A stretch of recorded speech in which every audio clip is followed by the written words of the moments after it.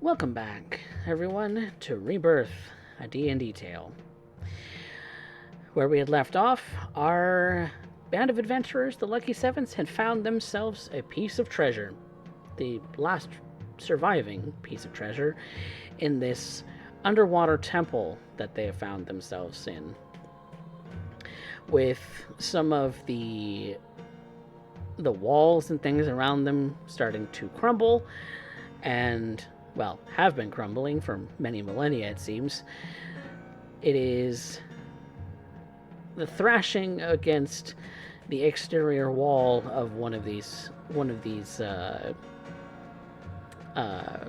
walls that withstood, and the crashing through of a very sort of inky black sort of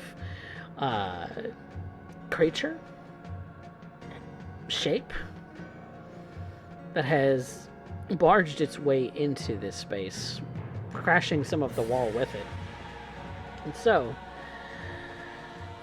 with our band of adventurers now having to defend themselves against a shape that essentially looks like it's made of water, they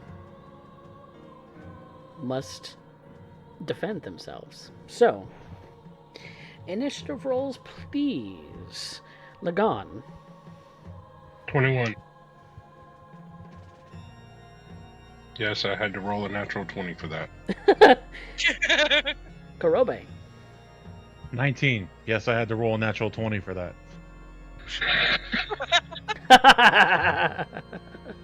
Aria. 11. All right. Vanya. 23, and yes, I had to roll natural 20 for that. Jesus Christ. Get some mojo dice going in the chat, y'all. Kaz. 26, and yes, I did have to roll a natural 20 for that.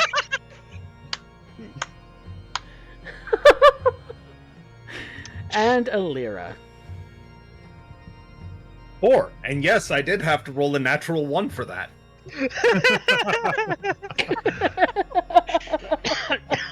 Oh, God. The dichotomy of dice. Yes. In full form. In full form. We've got mojo Why dice. do we use D20s? Why don't we just flip a goddamn coin? Because even then, Derek dice would take effect. Oh, no, I don't mean that. I mean, literally, the chances of us rolling anything in between those numbers is pretty much the same chance as the coin landing on edge. That's true. You know what? Fair. All right. Well, given the scenario that you find yourself in, let me describe that just a little for the audience who might not be aware. You're in a small-ish sort of a dedication room of a temple that you found underwater, which does mean that you will be swimming for any movement that you do. Some have already altered themselves in order to make that their swim speed the same as their movement speed. Others are still at a penalty. The water itself is lightly obscured, which means that perception checks are at disadvantage. But otherwise, there is no other real conditions that plague this particular battle scene. Vertical movement is possible, so because you are swimming, so keep that in mind. So, with that being the top of the round at 26, Kaz, what are you doing? You are right here. Or no, Well, you see, right here, yeah, good yeah. sir. you see, there's this thing that's in front of me that I can somewhat make out. And it called me a thief. And you know what I'm going to do to that thing? that In called every me a language thief? in the book. Yes. And so there's only one recourse for this.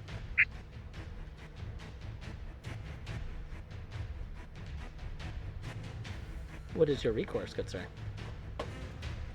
I cast Fist! Okay. So, your movement speed is 50, yes? Yes, it is 50 feet. 2, 3, 4, 5, 6, 7. Yep, you can get right up on the creature. And it is I'm gonna huge, give it by the way. I'm gonna punch it. I'm gonna punch it. I will note that weapon attacks for everyone aren't at disadvantage, because that's only if you don't have a swimming speed, which we all do currently, with the exception of Alira, who isn't really going to be hitting anything with a weapon anyway, so... Fair enough. Alright, so let's go ahead and punch it the first time. Alright. That's a 29. 29 hits.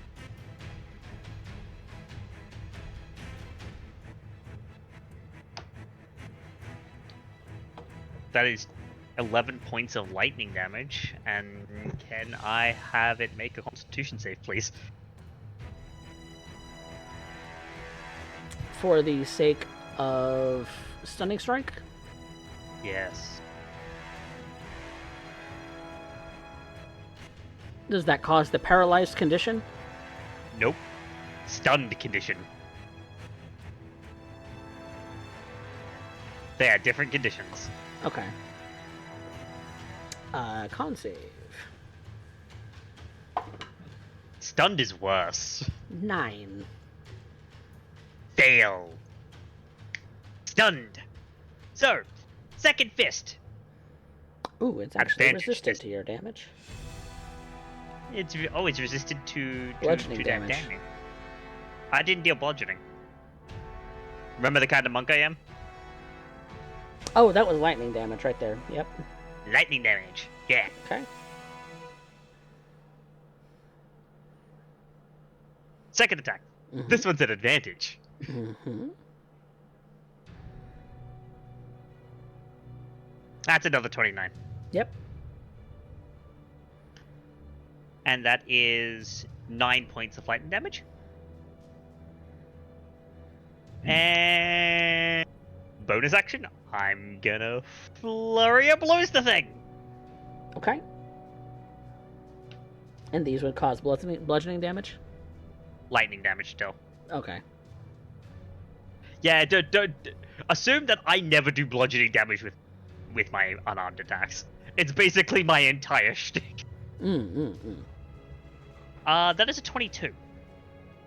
To hit? Yes. And that will be 7 points of lightning damage on that one. And the final attack is a natural 20. Okay. Critical hit it is.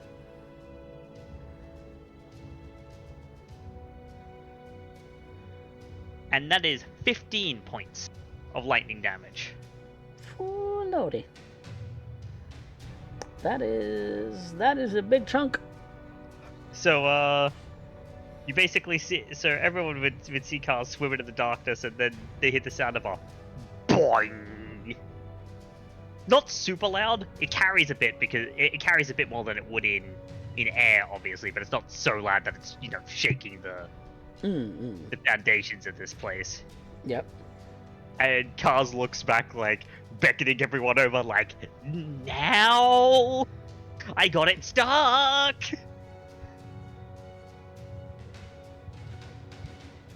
It still cries out, thief. Vanya. How close is this thing to me? You are right around 45 feet away. Okay. That's going to be Dissonant Whispers at 3rd level. Dissonant Whispers. I need to make a wisdom check. Wisdom saving throw.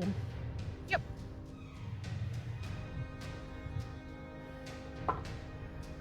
Uh, 17. It passes, but still taking half damage. Okay. Psychic damage. Yep. Okay. And that's 19 total, so half that. 19 half to 9. 9. Yep.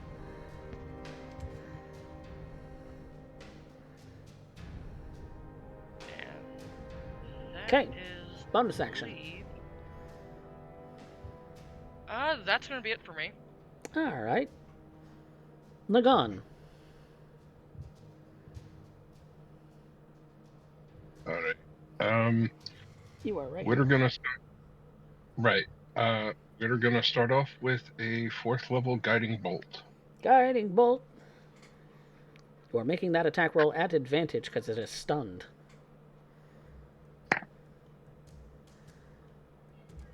Yay! Natural 20. Thanks for that advantage. Yes. The first one was a 16. Second is a natural 20. Yes. Okay. Roll some crit radiant damage. Give me just a second. Let me get Wait, what level was that guiding bolt? 3rd level, you said? 4th. Whew. Whew. So, What's the It's Thank you. nasty. that's 16d6 is what it is. Yeah. Okay. 14d6. Yes, it is. Because it starts at 3 and it gains a dice every level. Starts at 4 and gains a dice. Oh. Yeah. 7 at 4th level. Okay, so 26, 32, 64 points of damage. Radiant. The brilliance of the light that comes out of your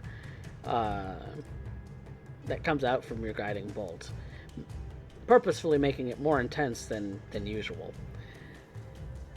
You fling this bolt at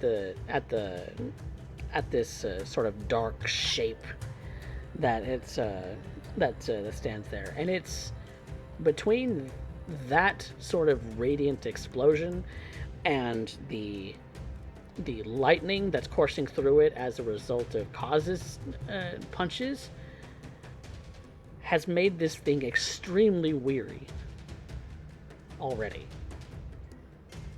And Bonus action. pointing my hammer at this thing. Wait, no, I don't have my hammer. I have that sword. Right now. Pointing the sword that I picked up where we found Alira. Hold the dead, so I'm going to need a wisdom saving throw. That's a bonus action spell? Wait, no. That is not. Sorry.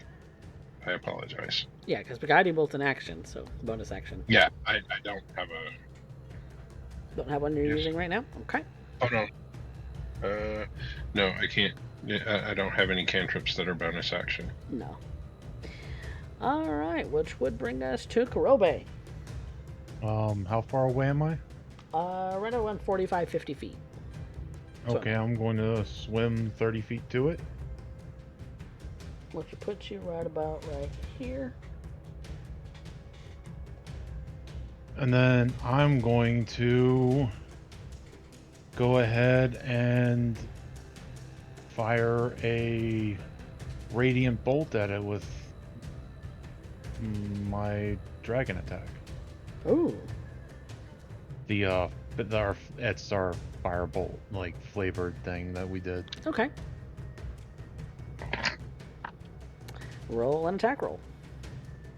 That is 24. 24 hits. Alright, it's 2d10, so I need you. And where's my other d10?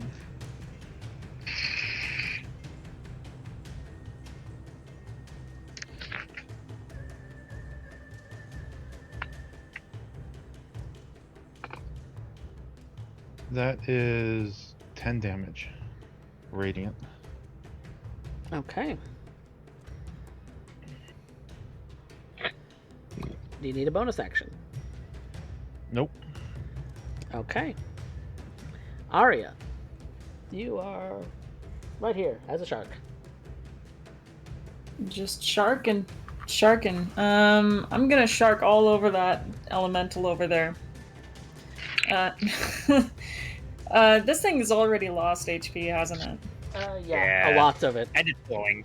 Cool. Let's just keep adding to that. We're gonna blood frenzy on that bitch. Let's go.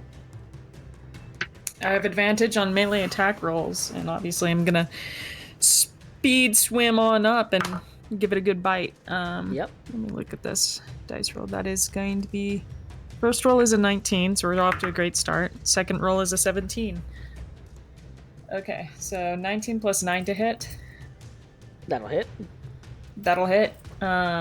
Reach is 5 feet. Hit is 3d10 plus 6 piercing damage. So let me pull a d10. Make sure I didn't forget what they look like. He's all for it. 4 plus 6 plus 8 plus 6. 4 plus 6 is... Oh, cool. All right. Which I imagine will probably be halved given a piercing attack. Thing looks like it has like non-magical physical damage resistance because it's Right. a water elemental. Right. Yep. So that would be half see- to 12.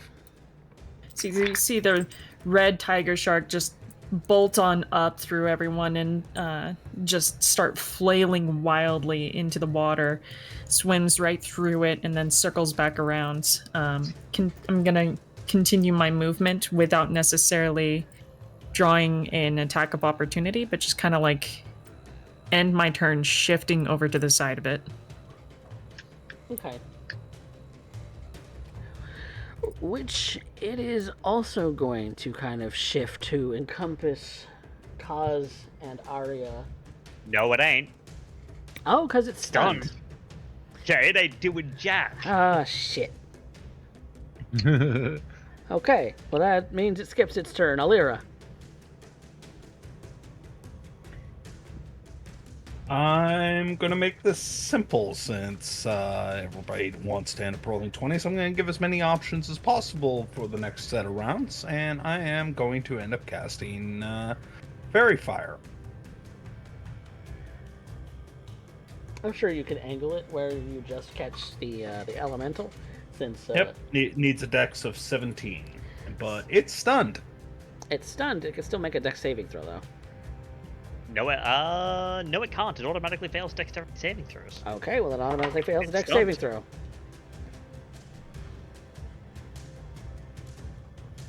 I'm just gonna compound this problem. Okay, so it's fairy fired. And so is a lot of everything in that corner of the room. Yep. Also, just as a note, that is the drow magic portion, so I haven't even used a spell slot yet. Hell yeah. Hell yeah. Alright, brings us back to the top, Kaz. Cool. So it's stunned until the end of my turn. Yes, indeed. So, first attack, I'ma punch it Punch it. with my double advantage.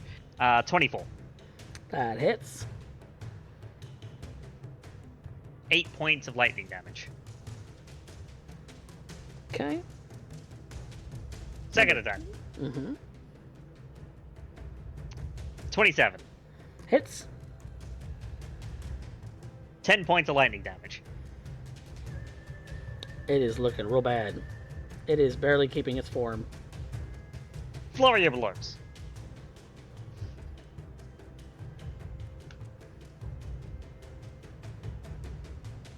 $28. Hits. I didn't mean to roll that twice. 10 points of lightning damage. Okay. Last one, Mm-hmm.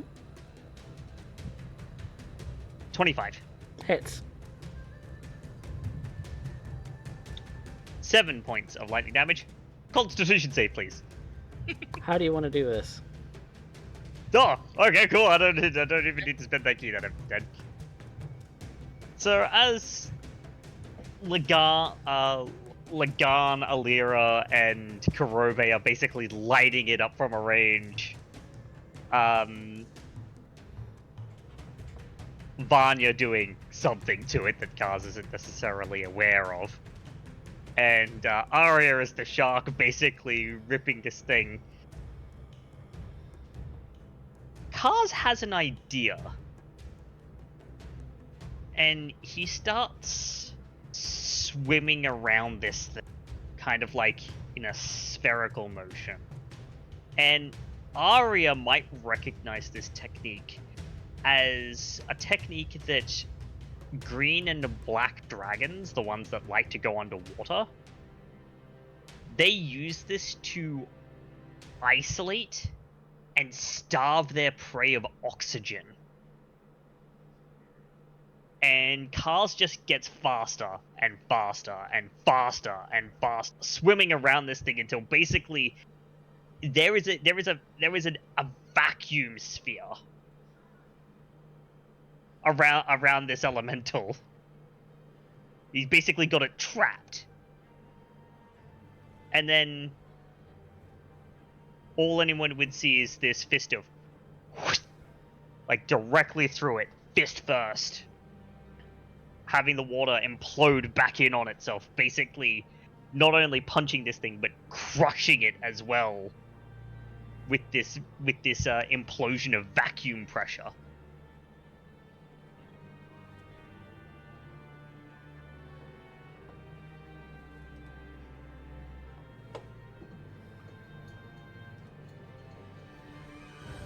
Nice.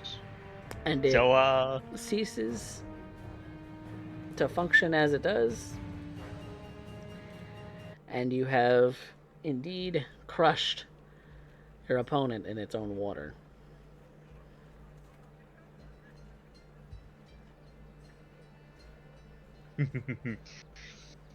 okay, cool. Now,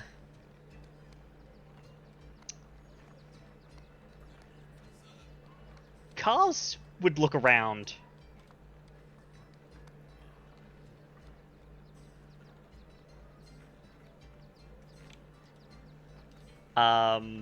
We'll look around with a quick eye just to see if there is anything else down here, because he looks to everyone and they can kind of see the look on his face where it's like, it's probably not the best idea if we stay. Yeah. I would be looking for more treasure on the way out. As in Cars, just to see if anyone left any, like, stray piles of gold or... No, it seems that most everything is crumbled, tarnished, cracked, disintegrated. It's been down here for a very long time. Lagan would cast Detect Magic to see if there's anything with a magical aura or residue still here. The newest... Even if the building, the things have crumbled, magic has a continuing. There is a very faint sort of magical aura that kind of permeates this place. You get this distinct sense that at one time it was sanctified for use. But that's ages ago. The only new magical source on your persons would be the chains with the very sort of thick, almost craggy blades that look like they're meant to do some serious damage.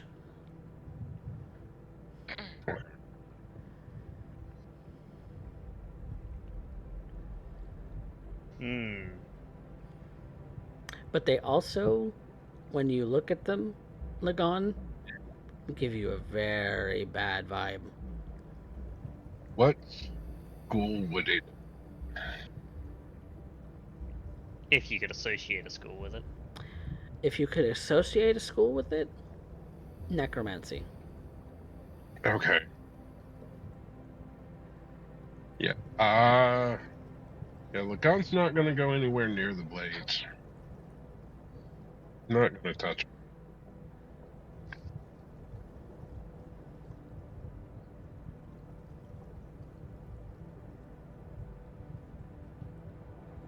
Okay. Necromancy Okay. blades? Yep, Let's get back up to the surface.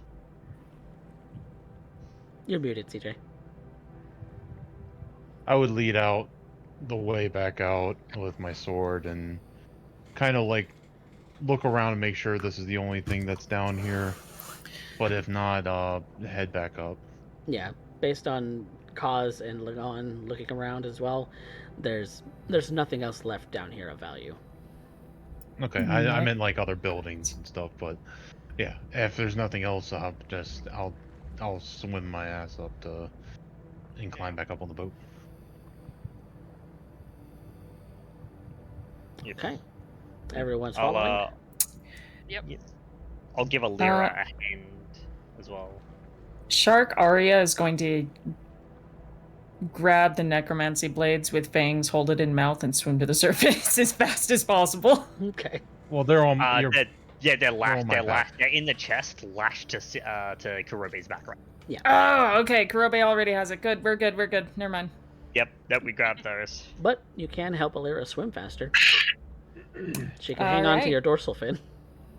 Arya just kind of like gently swims underneath Alira then and lets her just float right above, almost as a grab on.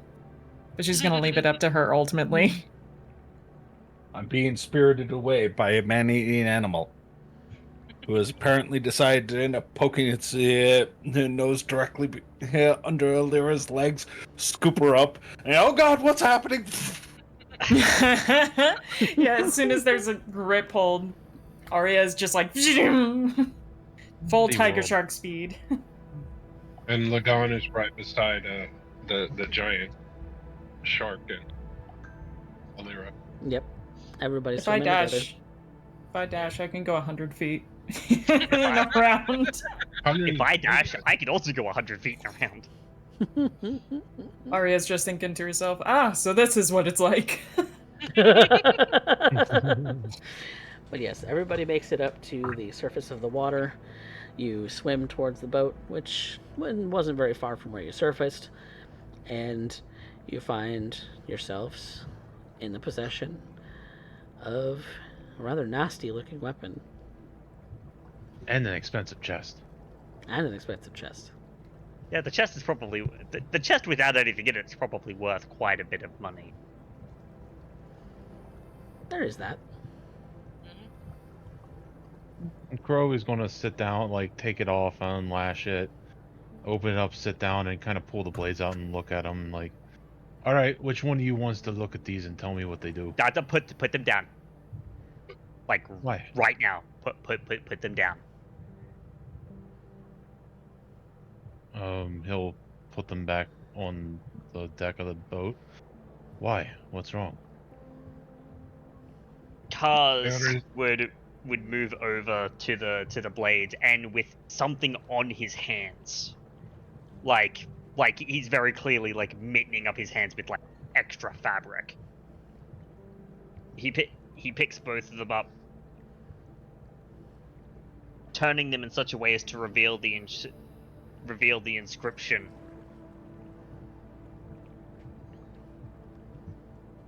When Bonnie reads, she's just going, okay, yeah, no one's using those. Why not? There is What does a it say? very, I don't know what it says, but there is a very definite, overwhelming necrotic energy emanating from those blades and chains.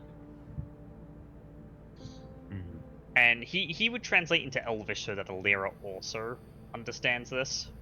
Whereas Bonnie will be translating it to common for Kobe. May those you slay add to your strength, chosen of Tharizdun.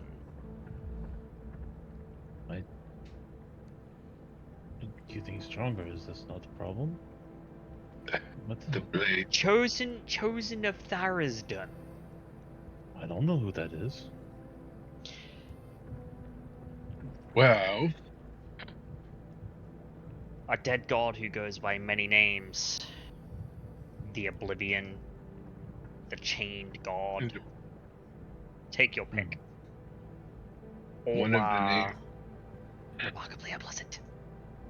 One of the names that has been whispered among the circles that we've been chasing.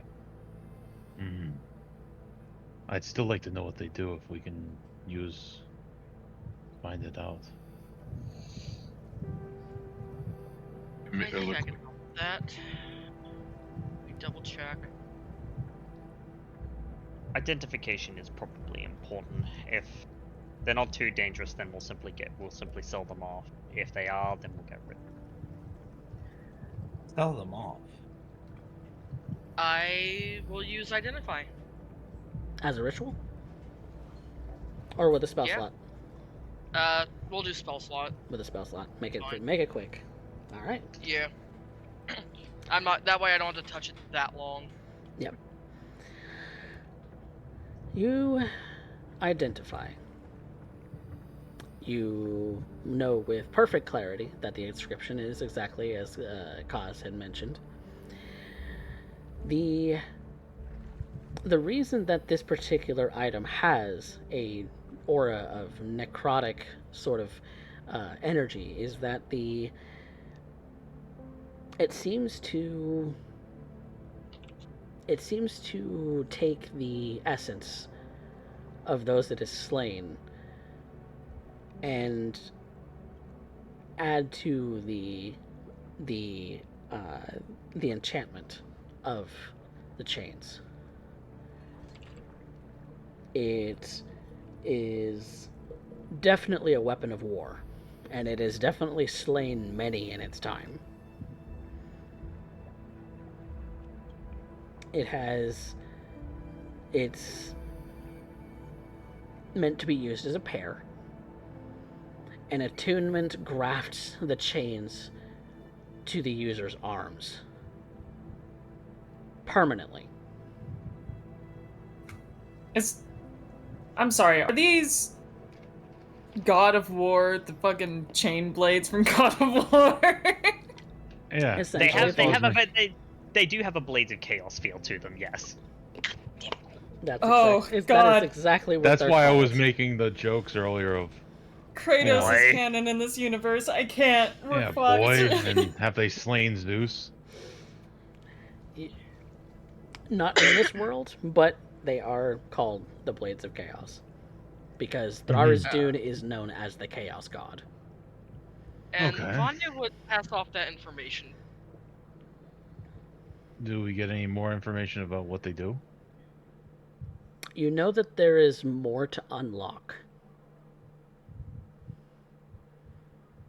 As the user devotes those souls to these blades, the stronger it becomes. Again, a weapon of war.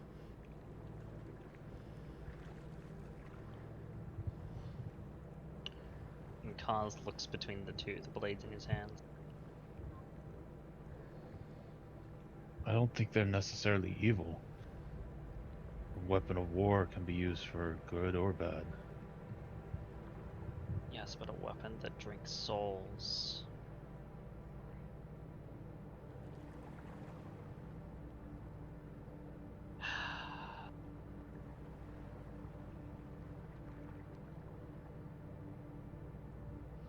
I didn't think that I would ever have to face this sort of foe, but here we are.